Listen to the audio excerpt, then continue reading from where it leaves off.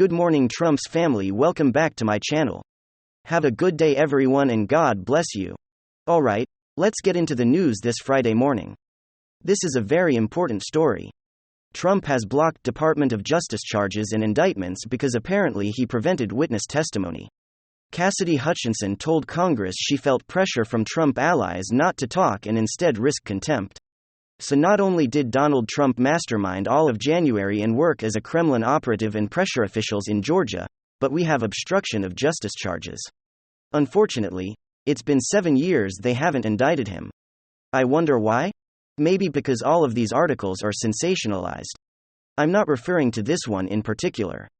But let's just say the media, covering Trump for the past 6 to 7 years, have taken stories. And they have represented these stories as the walls are closing and Trump's gonna go to prison. He's committed crimes. They have the Mar-a-Lago classified documents, they have everything they need in terms of witness testimony, they've impeached him twice, not on any crimes, by the way, because he was never again indicted. Apparently, he's blocked. He's blocked an indictment from the DOJ, if you really read these articles, by preventing testimony that would have implicated him further. So where's the evidence here? They had 2 years. Liz Cheney and Adam Kinzinger had 2 years. The DOJ doesn't need a special counsel. What on earth more are you going to uncover? You are now going back in time. It's like Back to the Future mode, where you're investigating things that took place 2 years ago, when 2 years ago you couldn't find enough evidence to indict Trump. So all of these articles are like, essentially, the same article. He pressured people, he did a lot of bad things, he committed crimes, we just don't have any evidence that he did so. But we're gonna continue to talk about it. Meanwhile, Hunter, there's an active tax and other charges, criminal probe against him with emails that are going to lead to impeachment of Joe, that point to obvious graft schemes. Money flowed into hundreds of millions, billion-dollar deals, hundreds of millions of dollars flowed into his businesses, he made millions upon millions. And he did so because of the vice president who met with his business associates. This was an organized effort to utilize the United States government in order to enrich yourself. That's what Joe and Hunter did. That's against the law. And you have 150 financial transactions that banks everywhere investigated. According to CBS News, Cassidy Hutchinson told the committee she felt pressure from Trump allies. The insinuation here is that had she not felt pressure, there would have been more information glaring or implicating Trump 2 crimes. Why is it that he hasn't been indicted? I might as well do these segments. Every single segment livestream. Why hasn't he been indicted? Why hasn't Hunter Hillary been indicted? No reasonable prosecutor would indict, although there are violations, illegal statutes. So that was a cover-up. It's pretty obvious when the Federal Bureau of Investigation works alongside Twitter. And then they say, oh, that's conspiratorial nonsense. It's literally within their emails to the trust and safety and moderation teams. They are targeting and asking Twitter to delete conservative accounts. It's right there. So how is that a fantasy or some kind of thing that's made up? You have government agencies working with Twitter to silence and ban Trump or Trump supporters on a global commons. That happened? We have Twitter files, 1 through 8 now. I mean, the evidence is there, then they fall back. And they say, well, because it happened. It's this is what always the rebuttal for Hunter and Joe and graft and potential bribery schemes, and Twitter files and First Amendment laws being broken. This is the template for the rebuttal or Hillary with private servers. This is the template. Well, it's true. This is bizarre. Well, it's true that some things perhaps need further attention or investigation. 1. You can't prove any intent or foul play. And furthermore, it happened in a bureaucratic legal manner. Therefore, because it happened, because the Bureau had a relationship with Twitter, because Hillary had private servers, nobody stopped her, because Hunter was able to have business deals, because Joe forced out a prosecutor and I guess some people agreed with him, all of these things took place. So therefore, how can they be criminal? That's the rebuttal. Do you understand? That is the template. The template is when they get caught with criminal activity. Well, it's true that Clinton deleted 30,000 emails after a congressional demand for those emails, but the requests had already been sent out. And so therefore, that explains everything. It's true that Devin Nunes demanded testimony from a number of people, but they didn't show up. Clinton's IT executive, for example, didn't show up at all, ignored, but Steve Bannon is going to jail for that. So there are two standards. And when you have state Republican parties and a certain portion of the Republican Party that does not want to fall in line with Trump, or DeSantis, a Trump-like right, let's say, doesn't want to fall in line with Trump, they would rather have the Democrats torment and obsess over Trump forever, because they are petrified of the negative media coverage. This is a state of affairs you have. Things are changing. FTX money will not be part of the equation anymore, possibly $1 billion. Elon Musk has stated that $1 billion has been given to Democrats by Sam Bankman-Fried and officials there, but it's undisclosed. And that's what Elon Musk has stated. We already know that $70 million, he was the second largest Democratic donor. So $70 million FTX gave to the Democratic Party. And so you have these issues where Twitter was an extension and internet extension of the Democratic Party. Again, there are Republicans that cause this state of affairs as well. It's slowly changing. You'll have Trump Republicans run the House. Biden will be impeached because of graft and bribery schemes. If Trump and Trump Jr., Eric Trump, had the same type of scheme and racket that Hunter and Joe had, I wouldn't vote for Trump. If Trump had private servers with top-secret intel, siphoned out of the US government, I wouldn't vote for Trump. Okay, but you ever searched if FTX, for example, was giving $1 billion to Republicans? I would find that very concerning, especially since they were just making up tokens out of thin air. Like, most of these tokens are completely fabricated, and just like Dungeons and Dragons, with digital currency, and just making things up, because it's fantasy. Really? Nobody knows. Now, some significant news. The FBI used millions of dollars of taxpayer money to groom and manipulate Twitter employees leading up to the 2020 $40 billion of taxpayer money will be going to Ukraine and $0 for Americans or their children. The U.S. border is under siege as it prepares for 14,000 illegal immigrants a day. And if you disagree, then you are as bad as the human smugglers at the border. Okay, Congress will finally be voting on a new $1.7 trillion government funding bill for fiscal year 2023. Let's go over what's in the bill and what's been removed from the bill. Nearly $860 billion, about half of the entire bill, will go towards the national defense, with another $40 billion of taxpayer money being sent to Ukraine. Also, the bill will change the 1887 Electoral Count Act, which seeks to clarify a vice president's role in declaring the winner of an election. This comes from former President Donald Trump believing that Vice President Mike Pence had the authority to send duplicate votes back to the states before he declared a winner. But many see this as Trump trying to overturn the 2020 election.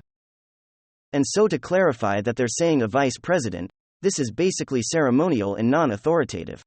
With this new money going to Ukraine, it will make nearly $100 billion of taxpayer money for Ukraine to fight Russia and Vladimir Putin.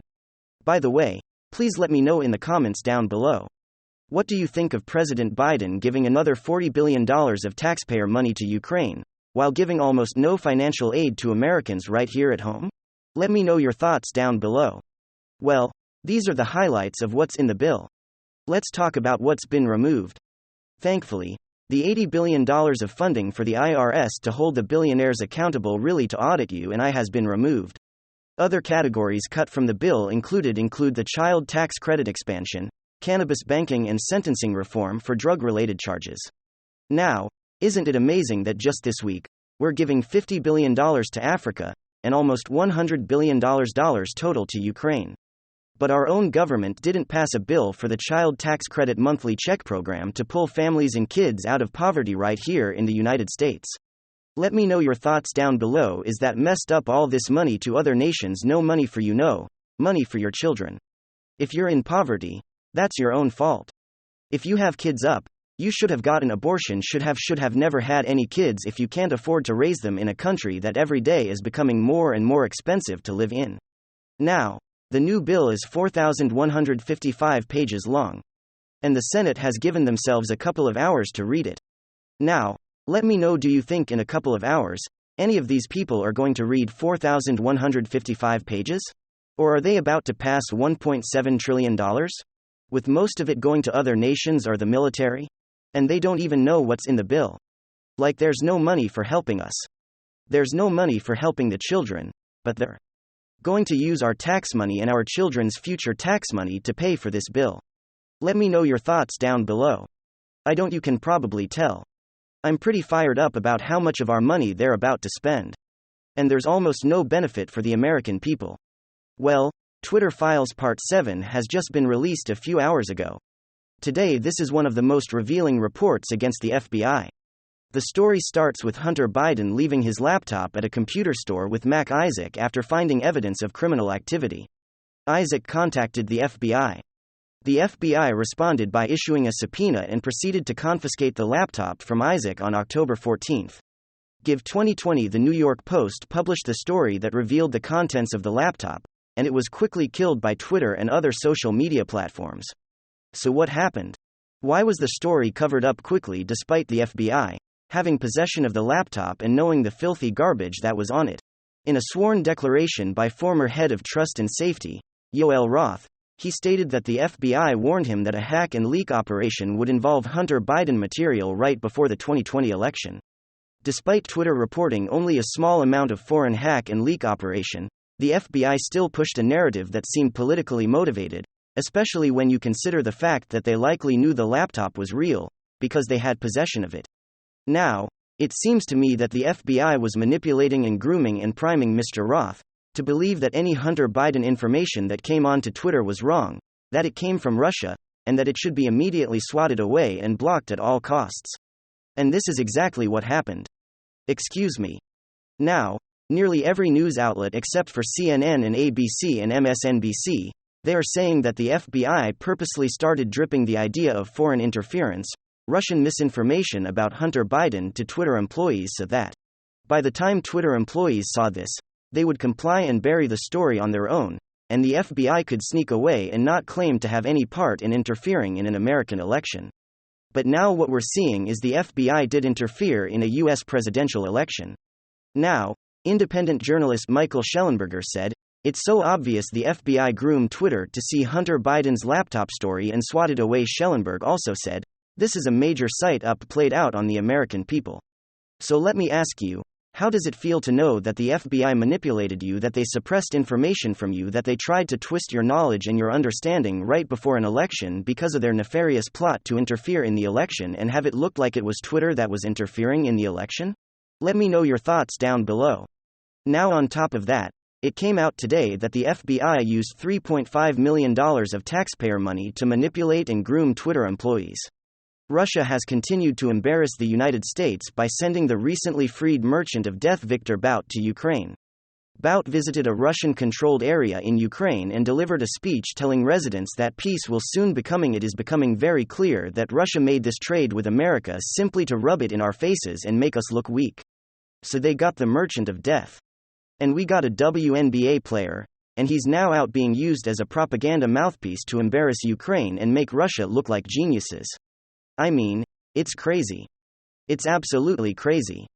Now, ex-CEO of FTX Sam Bankman-Fried has agreed to be extradited back to the United States and face trial. Reports show that he is still hopeful his legal team will be able to secure him bail. However, with the magnitude of this case, I don't believe they will let him out of jail. SBF faces a lifetime in prison for allegedly defrauding 1 million people of billions of dollars. The city of El Paso, Texas has been apprehending 1,500 migrants per day. In response, Texas Governor Greg Abbott has deployed 400 additional National Guard members to the city. Conditions are so bad people are literally sleeping in the middle of the street, even though the weather is very, very cold.